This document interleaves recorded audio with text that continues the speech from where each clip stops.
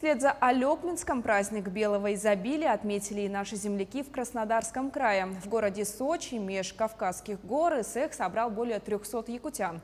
О том, как прошел национальный праздник встречи лета, смотрите в материале Айсены Бурнашовой.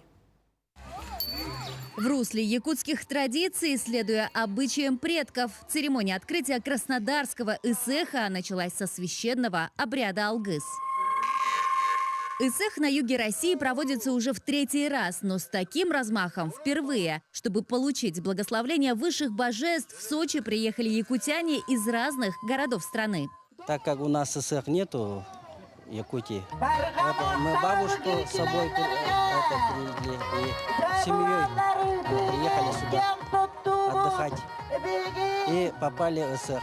Мне очень захотелось праздника, вот я приехала. Краснодарский ИСЭХ собирает людей и объединяет, потому что это наш национальный праздник. Якутск, Петербург, Москва, города Кубани, якутяне с юга России. Рекордное для Краснодарского ИСЭХа число гостей более 300 человек. Главное содержание праздника – диалог с миром природы. Отсюда и насыщенная культурная программа с обрядами очищения и поклонения верхним божествам Аи. Ну и, пожалуй, ключевым событием ИСЭХа Краснодарского края стал Асохай. Национальный танец собрал всех гостей в единый хоровод. От чистого сердца, конечно. В общем, это не коммерческий проект. Мероприятие организовано чисто на собранные средства от наших спонсоров. Это якутяне, которые занимаются бизнесом в Краснодарском крае. Я считаю, что праздник удался. Неимоверное счастье, что мы, несмотря на то, что живем далеко от своей малой родины, все приехали. Концертную часть ИСЭХа украсили звезды якутской и российской эстрады. Ансамбль «Геркелян» поделился теплом Крайнего Севера. Особое место на Краснодарском ИСЭХе заняли и спортивные состязания. Так, якутское пятиборье не оставило равнодушными ни спортсменов, ни болельщиков.